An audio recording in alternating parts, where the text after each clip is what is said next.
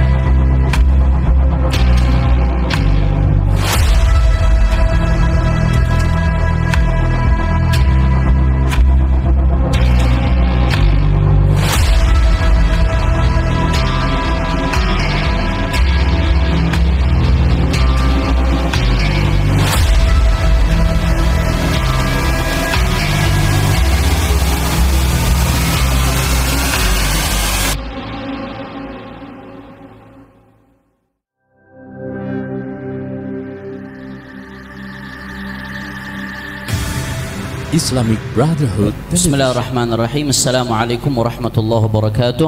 Waalaikumsalam Alhamdulillah. warahmatullahi wabarakatuh. Allahumma salli ala sayyidina Muhammadin al-Fatih lima ughliq wal khatim lima sabaq nasiril haqqi bil haqq wal hadi ila siratal mustaqim wa ala alihi wa sahbihi haqqa qadrihi wa miqdaril azim. Baik. Kenapa saya duduk di sini? Kenapa saya belakangan ini cukup fokus meneliti masalah ini? Ini berangkat dari pemikiran bahwasanya orang-orang seperti Al-Imam Al-Haddad yang mengatakan walana khairul anami abu wa ila sibtaini nantasibu, kemudian seperti Al-Habib Ali bin Muhammad Al-Habsyi sahibul Maulid yang mengatakan jaddi Muhammad wa antum ba'da jaddi khalaf, dia mendeklar. Begitu pula Sayyidina Ali bin Abu Bakar Sakran dan semuanya kibar al-habaib. Kalau memang tesis Kiai Imad benar, berarti mereka semua pendusta dan bohong atas nama Rasulullah SAW. Nggak main-main konsekuensinya ini. Dan mereka adalah mata rantai keilmuan banyak ulama-ulama kita. Itu yang pertama. Kemudian yang kedua, ini banyak ulama-ulama besar. Di antaranya ya Al-Imam Al-Muhbi dalam Khulasatul Athar itu mengatakan bahwasanya Ba'alawi itu adalah dzurriyyah Alawi bin Ubaidillah bin Ahmad. Kemudian dia mengatakan wa nasabuhum mujmi'un alaihi ahlut tahqiq. Beliau mengatakan nasabuhum mujmi'un alaihi ahlut tahqiq. Ini ijma' yang tahqiq, ahli tahqiq ijma bahwasanya nasab mereka ini benar. Begitu pula di sini Al-Imam As-San'ani di dalam kitabnya Al-Amir As-San'ani, pengarang Subul Salam yang dipakai di pesantren-pesantren ini kitab. Ya, beliau dalam kitabnya Al-Masail Al-Mardiyah fi Ittifaqil Ahli Sunnah wa Zaidiyah. Beliau mengatakan bahwasanya Sa'ad Al-Abi Alawi hum ahlul bait bila raibin aqlan wa syar'an wa 'urfan. Enggak sampai di situ. Kemudian Al-Imam An-Nabhani yang merupakan gurunya Hadratus Syekh Hasyim Asy'ari. Al-Imam An-Nabhani mengatakan apa? Bahwasanya ajma'atil ummah, sepakat umat Islam bahwasanya Sa'ad Al-Abi Alawi, kata An-Nabhani, as-sahu ahlul baiti nasaban. Ini referensinya bisa dilihat di buku yang telah saya tulis di bulan Ramadan itu. Semuanya saya rinci karena nggak ada waktu untuk sebutkan satu persatu. Ini berangkat dari kalau memang Kiai Imad benar, apakah ini ulama ini ngomong asal-asalan? Ulama ini ngomong tanpa dasar, asbun, asal bunyi. Karena ini soal nasab Rasulullah, yang ngomong tanpa data dusta. Dusta ini konsekuensinya ulama tahu, dilaknat oleh Allah Subhanahu wa taala, bahkan masuk neraka, kitib ala alisim Rasulullah sallallahu alaihi wasallam. Jadi ini berarti ada yang nggak benar.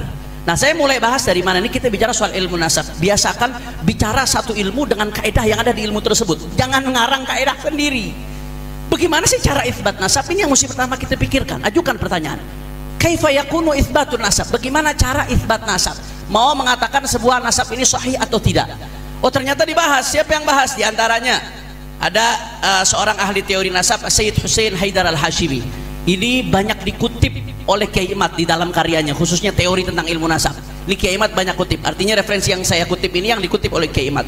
Beliau menyebutkan ada beberapa turuk cara. Berarti salah satu saja udah cukup. Ada beberapa cara untuk mengitsbat nasab. Di antaranya yang pertama syuhra istifadhah fi baladihi, di negerinya, satu.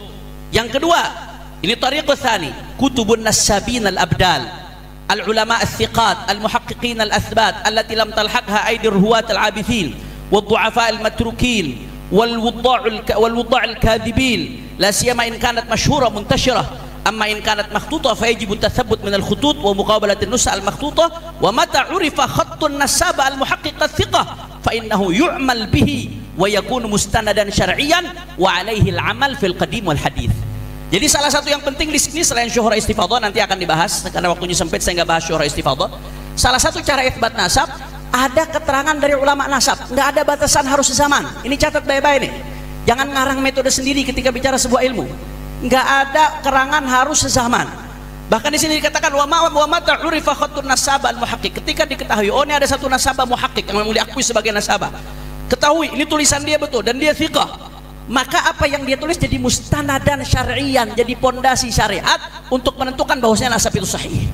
Jadi itu yang pertama. Ketika ada seorang nasabah di kitab nasabah yang muhaqqaq, yang sudah dipastikan, apalagi kitabnya muntasyir, apalagi diakui oleh ulama, dia menulis nasab, berarti diterima nasab tersebut sahih karena ulama nasab itu kalau nulis berdasarkan verifikasi nasabah.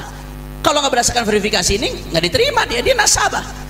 Karena kalau nggak ada ini nasab ini bukan kreasi, bukan ijtihadi. Nasab ini soal verifikasi data yang dari sebelumnya terus nyambung. Kalau dia nggak ada data, bagaimana dia mau nyantumkan? Makanya nasab itu diterima. Nah, berikutnya Syekh Ibrahim bin Mansur juga yang dikutip oleh Kiai Imad mengatakan qabulu da'wan nas fi ansabihim 'ala syuhra wal istifadhah wa syahadah wa salasil ansab wa aqwalin nasabin al mu'tabarin. Diterimanya pengakuan nasab seseorang berdasarkan salasil ansab, ada silsilah nasab. Kemudian nggak sampai di situ, aqwalil nasabin al mu'tabarin, ada perkataan nasabin. Nasabin mengakui nasab itu mu'tabar. Maka di situ berarti diterima. Nah, nggak ada batas harus sezaman. Silahkan cari di kitab teori nasab manapun, nggak ada yang bahas harus sezaman ya ikhwan. Ini catatan penting. Jadi kalau bahas satu ilmu berdasarkan teori ilmu tersebut. Jangan ngarang teori sendiri. Jangan ente ngaji fikih pakai teori ilmu nahwu. Jangan ente ngaji usul fikih pakai teori ilmu shorof. Nggak nyambung, nggak ketemu, sampai kiamat juga nggak ketemu urusannya. Dan ini bisa merusak daripada disiplin keilmuan. Nah sekarang pertanyaannya, apakah nasab Sa'ad Al-Abi-Alawi? Sebetulnya ada beberapa ibarah lagi ulama yang menyatakan demikian. Saya lanjut saja karena keterbatasan waktu. Apakah nasab Sa'ad Al-Abi-Alawi diakui oleh para nasabah? Satu, naam, diakui oleh para nasabah. Yang pertama, ya, Al-Imam Murtadha Az-Zabidi di dalam kitabnya Raudhul Jalil mengutip perkataan Syekh Syaraf Al-Ubaididi. Ini dibantah oleh Kiai Imad, dikatakan di kitab cetakan dia nggak ada. Saya langsung kembali ke manuskrip aslinya yang dipakai oleh Badhib, dan ternyata manuskrip itu pula yang dipakai oleh Muhaqqiq Raudhul Jalil yang kitabnya ada di Kiai Imad. Itu dia manuskrip yang dipakai. Ternyata manuskripnya Muhaqqiqnya yang nggak mencantumkan. Keterangan Syekh Syaraf Al-Ubaidillah yang wafat tahun 435 dikutip oleh Murtadha Az-Zabidi pengarang Syarhul Ihya Ithaf Sadah. Beliau merupakan nasabah, khatimatun nasabah fil qarni tsani asyar wa tsalits asyar, keterangan para ulama. Nah, dikutip Syekh Syaraf Al-Ubaidillah menjelaskan bahwasanya di situ Ahmad bin Isa punya anak yang namanya Abdullah, kemudian dia hijrah dari negerinya Basrah kemudian sampai ke Hadramut. Saya nggak bacakan ibarahnya. Kemudian berikutnya siapa lagi? Ada nasabah Muhammad bin Kadhim Abil Futu Al-Yamani. Nah, di sini berbicara di dalam halaman 52 di dalam kitabnya Nafhal Ambariyah, beliau menyatakan bahwasanya yang namanya Abdullah itu punya Ahmad bin Isa punya anak namanya Abdullah, dan seterusnya. Silahkan buka langsung.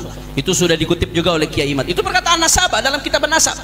Begitu pula di tahun 996 ada Sayyid Muhammad bin Husain As-Samarqandi. Beliau mengutip di sini bahwasanya ya Sayyidina Ahmad bin Isa hijrah.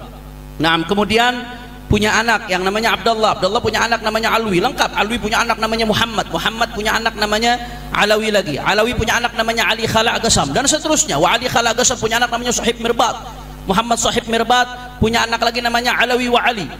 Dan seterusnya sampai ke situ, sampai ke Abdul Malik di sini disebutkan. Sampai ke Abdul Malik.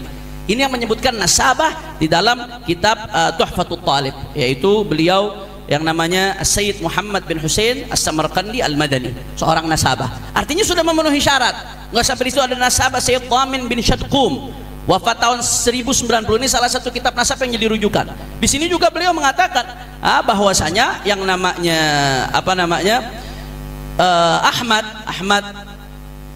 bin Isa di sini khalafa thalathah banin. Siapa thalathah banin? Abdullah wa Muhammad wa Abul Husain Ali. Dan seterusnya. Bahkan di sini dia mengatakan Abdullah punya anak namanya Alawi. Alawi punya anak namanya Muhammad lagi. Sampai ke situ. Sampai Muhammad bin Alawi bin Abdullah bin Ahmad bin Isa. Ini kesaksian seorang nasabah. Secara teori ilmu nasab ini sudah selesai. Karena dia tidak melakukan ini kecuali setelah verifikasi. Andai kata memang ada keterputusan, rungkat, kalau bahasa Tengku Kor ini rungkat. Kalau memang ada rungkat, yang pertama mendeteksi mereka, karena mereka lebih dekat. Terus mereka ujuk-ujuk gitu, ujuk-ujuk isbat tanpa mendeteksi, padahal nasabah. Haram mereka ujuk-ujuk isbat tanpa mendeteksi, padahal mereka nasabah. Mal'un, dilaknat oleh Allah Subhanahu Wa Taala sesuai hadisnya Nabi Muhammad SAW.